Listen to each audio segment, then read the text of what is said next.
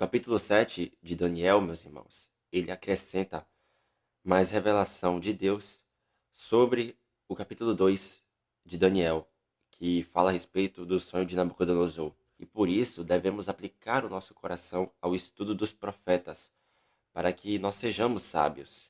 Daniel, no capítulo 7, ele viu 4 animais que representam reinos. E ainda Daniel viu o Senhor Jesus, o Filho do Homem, os 10 reis, o chifre pequeno e a justiça, a qual será feita aos santos do Altíssimo no tempo determinado. E para iniciarmos este estudo, vejamos o capítulo 7 de Daniel, dos versos 1 ao 3, que vai dizer: No primeiro ano de Belsazar, rei da Babilônia, teve Daniel um sonho e visões ante seus olhos, quando estava no seu leito. Escreveu logo o sonho e relatou a suma de todas as coisas. Falou Daniel e disse: Eu estava olhando durante a minha visão da noite, e eis que os 4 ventos do céu agitavam um grande mar.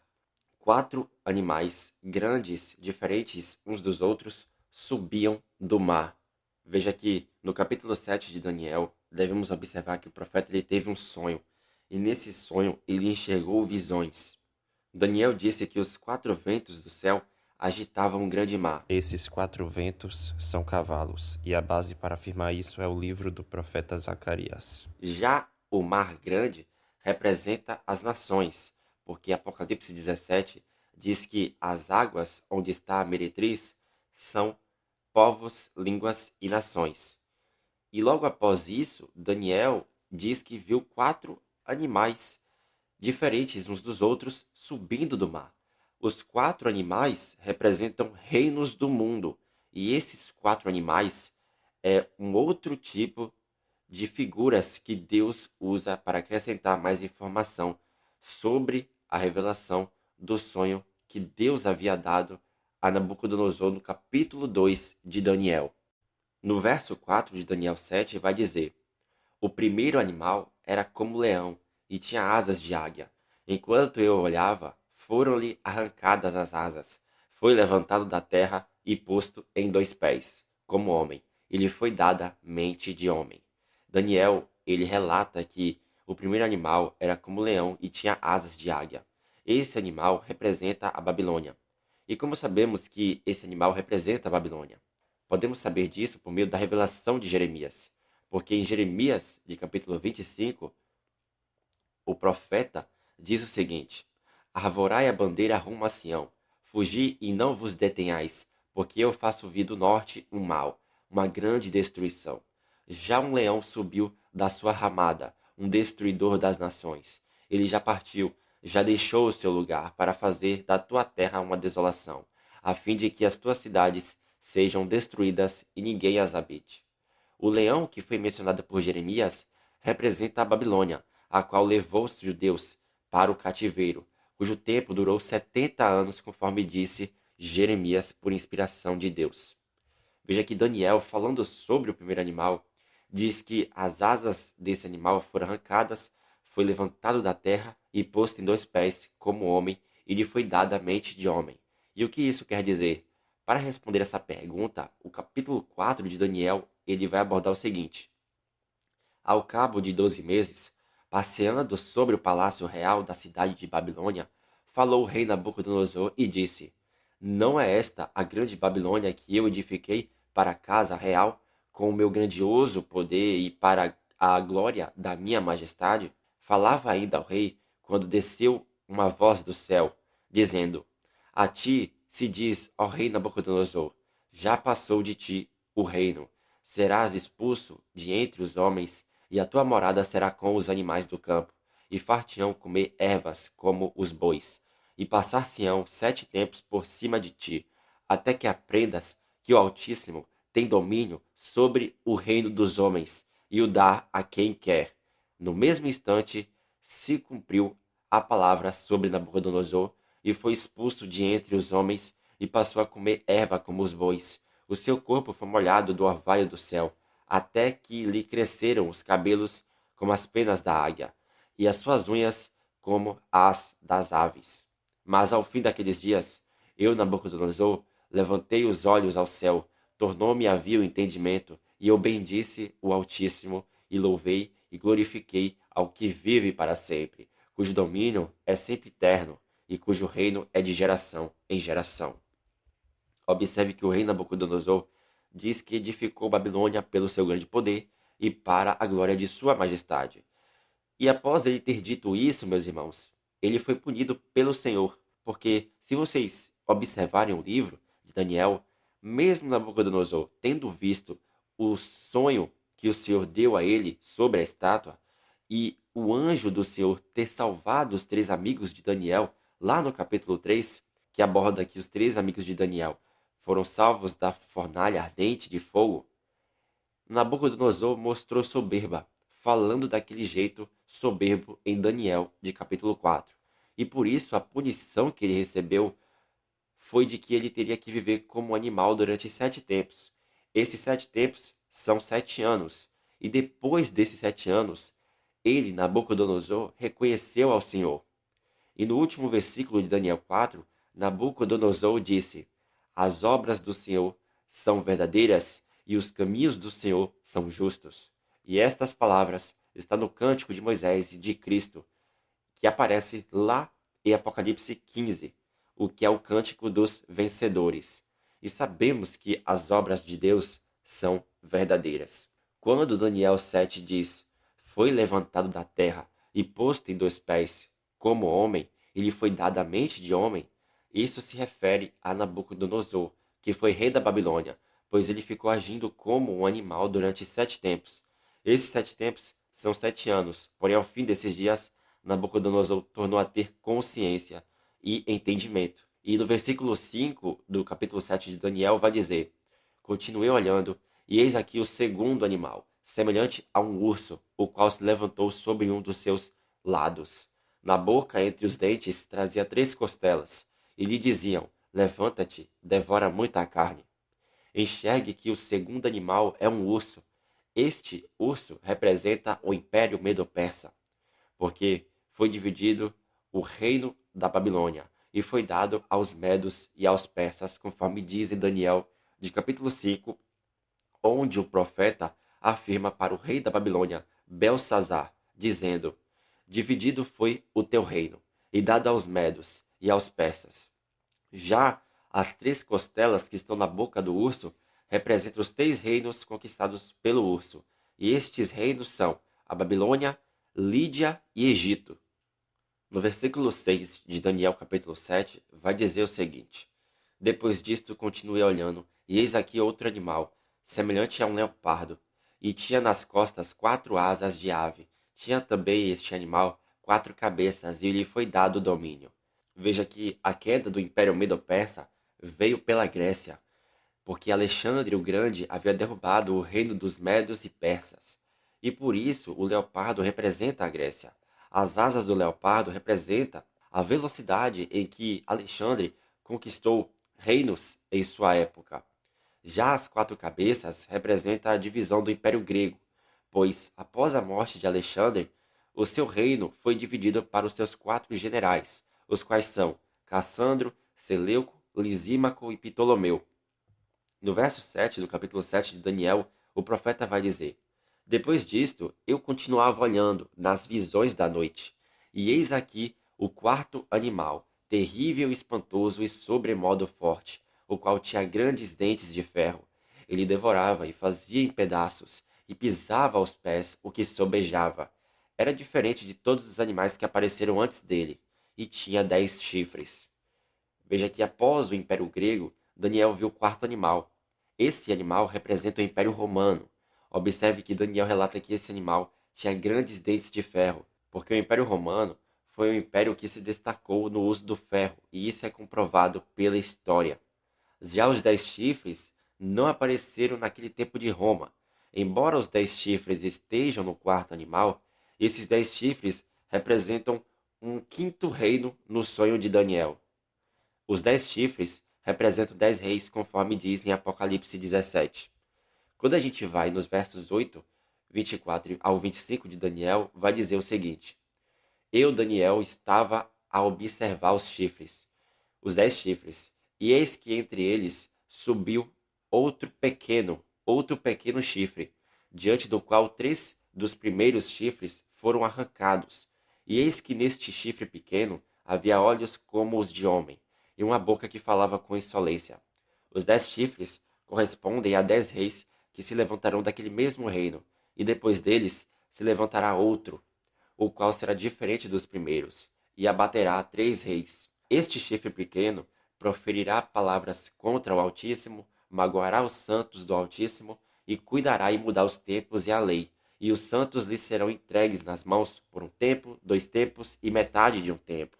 Daniel, ele relata que após os 10 chifres terem se levantado, um chifre pequeno subiu entre eles. Isso significa que depois do aparecimento de 10 reis, o chifre pequeno aparece. E quem é o chifre pequeno? O chifre pequeno é o anticristo e o seu reino. Então, o chifre pequeno representa o 6º reino no sonho de Daniel. Daniel diz que o anticristo abaterá 3 dos 10 reis, porque esses 3 reis não estarão de acordo com o anticristo. E por isso, o anticristo, tendo a força dos 7 reis ao lado dele, porque se 3 não estão de acordo com ele, ele tem 7 ao lado dele, irá derrotar 3 reis. E logo após isso, o anticristo irá colocar outros 3 reis no lugar daqueles que discordaram dele.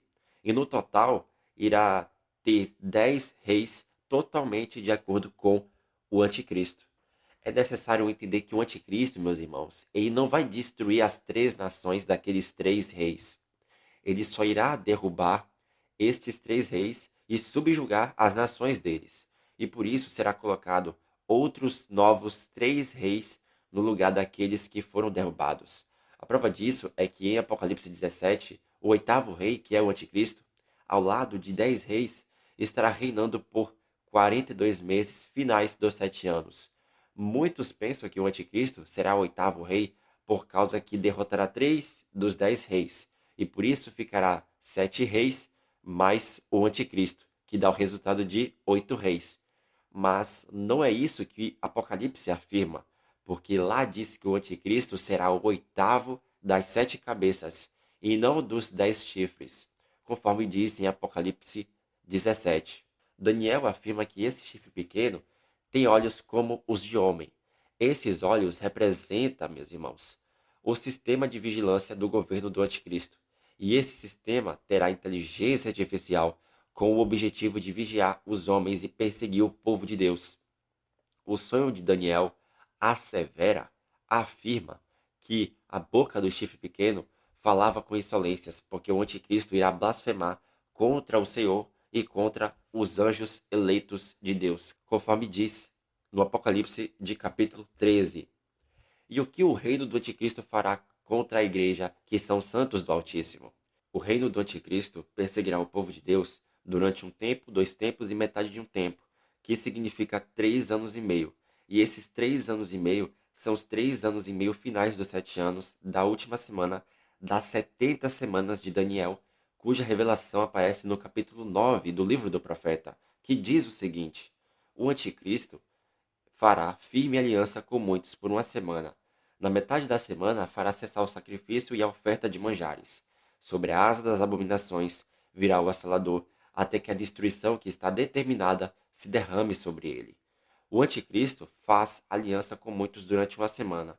Veja que uma semana equivale a 7 anos. Na metade dos 7 anos, ele vai fazer cessar a oferta de manjares e o sacrifício, porque começa a perseguição contra a igreja, porque o cessar do sacrifício e da oferta de manjares, você vai ver que representa o cessar da pregação do evangelho pelas 2 testemunhas em Jerusalém, visto que serão mortas pelo anticristo, conforme diz em Apocalipse de capítulo 11. O sacrifício e a oferta de manjares é a pregação do evangelho, meus irmãos. Veja que eu estou olhando pelo ângulo da profecia dos 4 animais em Daniel de capítulo 7. Mas em Apocalipse 17, Deus acrescenta mais informação para nós a respeito dos reinos, porque lá em Apocalipse 17 aparece a besta de 7 cabeças. As 5 cabeças são o Egito, a Síria, Babilônia, Império Medo-Pérsia e Grécia. Roma é representada pela 6ª cabeça cujo império estava reinando no tempo do apóstolo João. A sétima cabeça não estava no tempo de João, mas ela está em formação no nosso tempo. Os 10 reis ainda estão se formando na sétima cabeça. E logo após a formação completa da sétima cabeça, virá o tempo em que o oitavo rei, que é o anticristo, irá reinar com todo o seu poder durante 3 anos e meio finais dos 7 anos. O anticristo é o oitavo rei. Então, veja que se olharmos somente pelo ângulo de Daniel 7, vemos que os 10 reis são um quinto reino. Já o anticristo representa um sexto reino na visão dos 4 animais. Porém, se olharmos pelo ângulo da visão de João, o qual acrescenta mais informação, vemos que os 10 reis estão na sétima cabeça, já o anticristo é o oitavo reino. E quando a gente vai no capítulo 7 de Daniel, versos 13 ao 14, Daniel vai dizer: Eu estava olhando nas minhas visões da noite, e eis que vinha com as nuvens do céu um como o filho do homem, e dirigiu-se ao ancião de dias, e o fizeram chegar até ele. Foi-lhe dado domínio e glória e o reino para que os povos, nações e homens de todas as línguas o servissem. O seu domínio é domínio eterno, que não passará, e o seu reino jamais será destruído. O profeta Daniel fala a respeito da subida de Cristo aos céus, porque Cristo é o descendente prometido à mulher em Gênesis, e esse descendente tem inimizade com o diabo e os filhos do diabo, e por esta causa, Cristo é chamado de filho do homem, em razão de que Cristo é filho de Adão, o homem. Veja que Daniel e Ezequiel, pelas Escrituras, são chamados de filho do homem, pois eles estavam apontando para Cristo. Ezequiel era um homem de parábolas. Vocês vão ver que no capítulo 20 de Ezequiel, Ezequiel vai dizer: Eles dizem de mim, não é ele proferidor de parábolas? Observe que Daniel viu o Senhor Jesus subir ao céu e se dirigir ao ancião de dias, que é o Pai. Mas o reinado de Cristo ainda não começou sobre as nações. Contudo, irá começar no sétimo milênio, cujo tempo é do descanso de Deus. E algo importante a se abordar é o tempo no qual Cristo subiu aos céus. E quando Cristo subiu aos céus? Cristo subiu aos céus no período do quarto animal, que representa Roma. Isso mesmo, as Escrituras já anunciavam que Cristo subiria ao céu no tempo de Roma. Veja que o livro de Daniel revela a morte do Messias e a ressurreição de Cristo. Você vai ver que a morte do Messias está lá em Daniel de capítulo 9.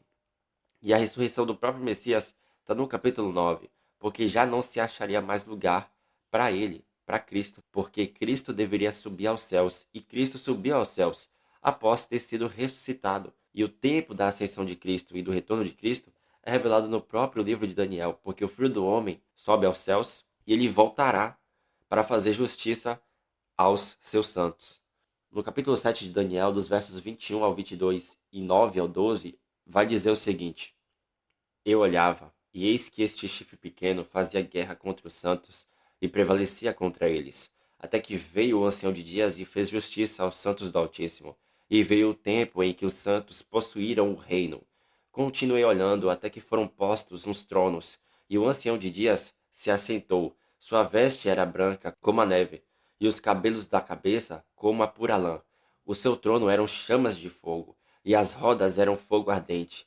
Um rio de fogo manava e saía de diante dele. Milhares de milhares o serviam, e milhares de milhares estavam diante dele. Assentou-se o tribunal e se abriram os livros.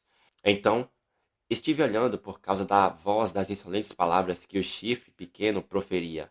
Estive olhando e vi que o quarto animal foi morto, e o seu corpo desfeito e entregue para ser queimado.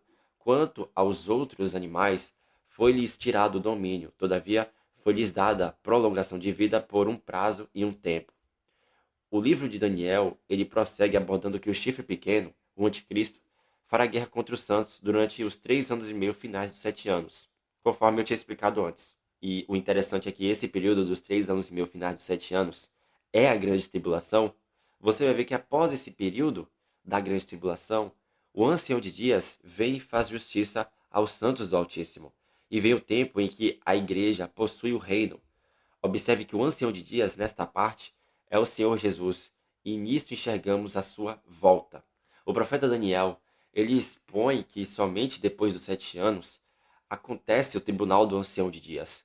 Veja que Daniel, ele diz que o ancião de dias tem veste branca e os cabelos como a neve, como pura lã. Sabemos que o ancião de dias, de Daniel capítulo 7, versículo 13, onde é abordada a subida do Filho do Homem ao céu, é o Pai. Mas esse ancião de dias, o qual aparece em Daniel capítulo 7, versículo 9, que faz justiça aos santos, é o Senhor Jesus, em razão de que Jesus também é chamado de ancião de dias, Daniel capítulo 7. E a outra prova de que Cristo é chamado de ancião de dias é Apocalipse de capítulo 1, onde é abordado que João viu o Senhor Jesus. E o apóstolo disse o seguinte a respeito da aparência de Cristo: Voltei-me para ver quem falava comigo. E voltando, vi 7 candeeiros de ouro, e no meio dos candeeiros um semelhante a filho de homem, com vestes talares, e cingido à altura do peito com uma cinta de ouro. A sua cabeça e cabelos eram brancos como a alva lã, como neve, os olhos como chama de fogo. Isso nos revela que Cristo é o ancião de dias, o qual faz justiça aos santos em Daniel de capítulo 7. Perceba que Daniel diz que depois da grande tribulação é postos uns tronos e o ancião de dias se assenta no seu trono ardente em chamas de fogo. E nisso tem revelação, porque Cristo afirma que, quando voltar, irá se assentar no seu trono de glória, e os seus 12 apóstolos irão se assentar em 12 tronos, conforme diz em Mateus de capítulo 19, onde diz o seguinte: Em verdade vos digo que vós, os que me seguistes, quando na regeneração o Filho do Homem se assentar no trono da sua glória, também vos assentareis em 12 tronos para julgar as 12 tribos de Israel. Cristo e os 12 apóstolos irão julgar as 12 tribos de Israel, que é o Israel espiritual, que somos nós, a igreja de Cristo. Os 12 apóstolos, eles irão nos julgar pelo fato de que eles são os fundamentos da casa espiritual de Cristo, conforme diz em Zacarias de capítulo 8. E Cristo é o fundamento dos apóstolos e o nosso fundamento, conforme disse Paulo em Efésios de capítulo 2 e em Zacarias de capítulo 3, porquanto Cristo é a pedra angular. Analise que a igreja imortal não receberá condenação, mas recompensa. Já o anticristo e os seguidores do anticristo irão ser condenados ao lago de fogo, em razão de que o corpo do quarto animal é lançado ao fogo eterno, lugar onde o verme nunca morre e o fogo nunca apaga, como diz em Isaías de capítulo 66. Não obstante, os outros animais vivem, todavia, sem domínio. Esses 3 animais que vivem e não têm domínio representam nações restantes, as quais estarão no reinado de Cristo. Quando Cristo, que é o ancião de dias, voltar, ele irá fazer justiça aos santos. E isso está ligado com a revelação das 70 semanas de Daniel, porque no final das 70 semanas irá vir justiça eterna para os santos, que é a igreja. No capítulo 7 de Daniel, dos versos 25 ao 28, Daniel vai dizer: O chifre pequeno proferirá palavras contra o Altíssimo, magoará os santos do Altíssimo, cuidará em mudar os tempos e a lei, e os santos lhe serão entregues nas mãos por um tempo, 2 tempos e metade de um tempo.